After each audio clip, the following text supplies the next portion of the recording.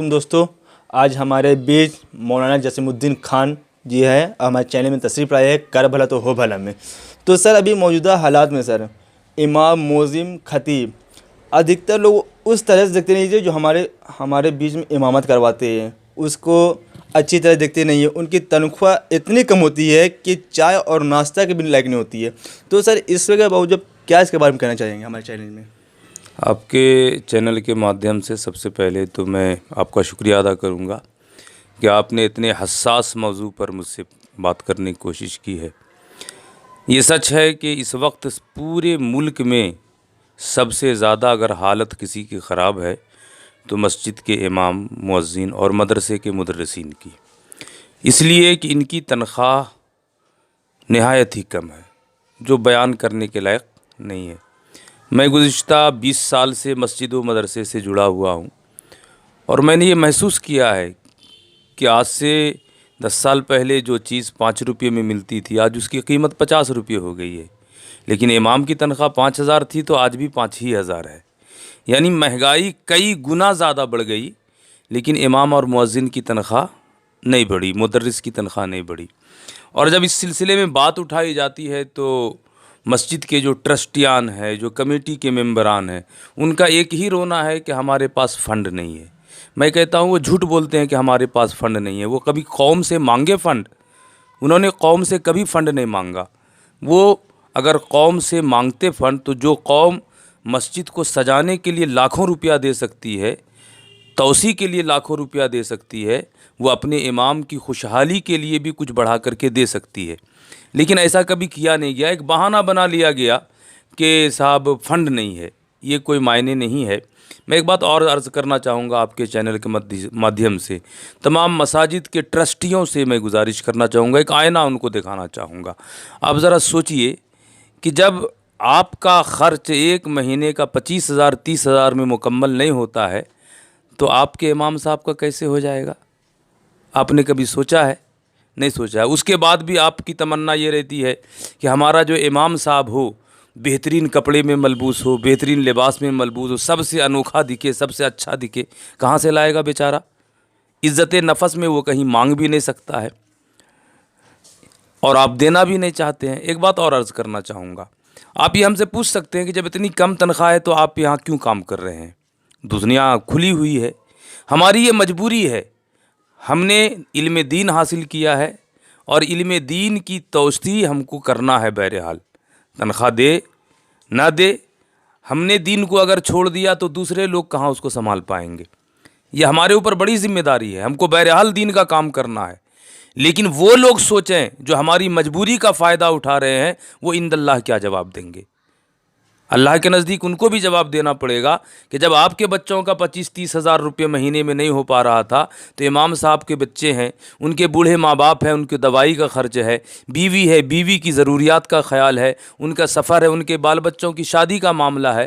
میرے سامنے ایک امام صاحب کا مسئلہ آیا، وہ چندہ کرنے کے لیے آئے تھے۔ میں نے پوچھا آپ چندہ کیوں کر رہے گا؟ 25 سال سے امامت کر رہا ہوں، بیٹی جوان ہو گئی ہے، اب شادی کرنا ہے، لیکن زندگی میں اتنا جمع نہیں کیا کہ ہم کو شادی کے لیے اب اس میں خرچ کریں گے، تو آپ مجبور ہو کر کے ہم چندہ کرنے نکل پڑے۔ اب ذرا سوچئے، قوم کا امام 25 سال امامت کر کے بیٹی کا شادی کے لیے چندہ کرنے نکل جاتا ہے، تو آپ اندازہ لگا سکتے ہیں یہ غیرت کا تماچا امام صاحب کے چہرے پر نہیں ہے، پوری قوم کے چہرے پر ہے۔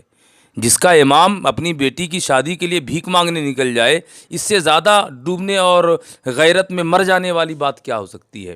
دنیا میں ایک مقولہ مشہور ہے کہ جس قوم کا مذہبی رہنما خوشحال ہوگا وہ قوم ترقی کرے گی، جو قوم اپنے مذہبی رہنما کو بیک فٹ پر ڈال دے گی وہ قوم کبھی ترقی نہیں کر سکتی ہے۔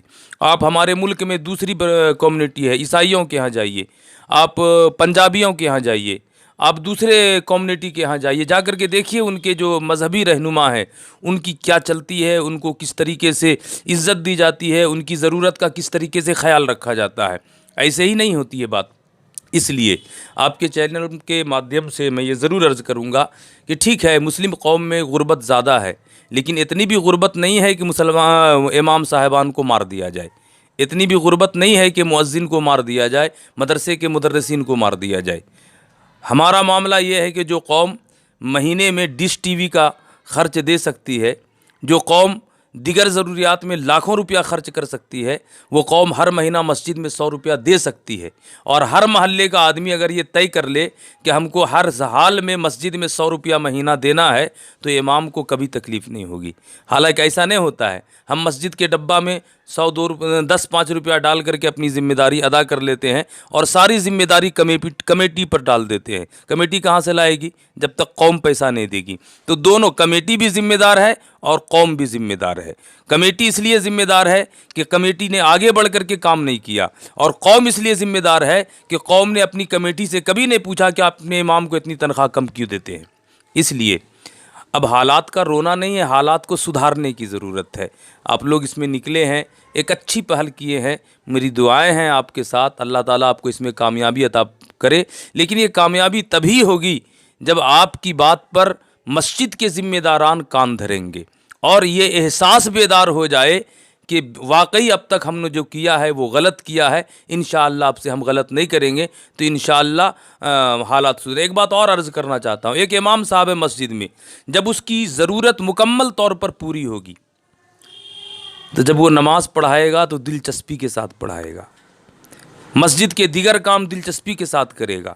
لیکن اگر اس کی ضرورت نہیں پوری ہوگی، وہ کھڑا ہوگا نماز میں، سوچ رہا ہوگا ماں کی دوا کہاں سے لائیں گے، وہ جائے گا سجدے میں، سوچے گا بیوی کے لیے سامان کہاں سے لائیں گے، وہ قیام میں کھڑا ہوگا، اس کے سر پہ یہ بھوت سوار ہوگا آج گھر میں راشن نہیں ہے، میرے بچے بھوکے رہ جائیں گے، کہاں سے اس کا انتظام کریں۔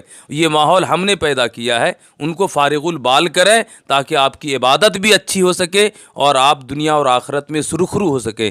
امام آپ کا وکیل ہے عند اللہ۔ اللہ کے پیارے نبی صلی اللہ تعالی علیہ وسلم نے ارشاد فرمایا، میدان محشر میں قوم اس کے ساتھ ہوگی جو اس کا امام ہوگا۔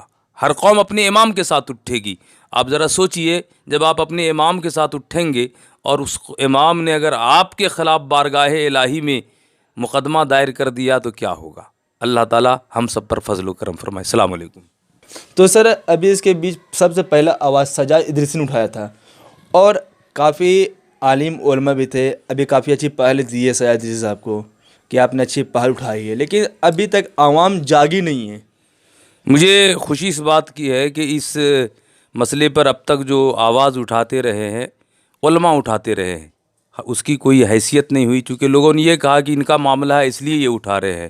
اب عوام میں سے ایک شخص، خاص کر جناب سجاد ادریسی جیسا متحرک آدمی اگر اس میں آیا ہے تو مجھے لگتا ہے کہ یہ ان کی بہت اچھی کوشش ہے۔ اللہ تعالیٰ ان کو اس کا بہتر سے بہتر نعم البدل عطا کرے گا، اور یاد رکھیں کہ جب تک عوام کے افراد آگے نہیں آئیں گے یہ مسئلہ حل نہیں ہوگا۔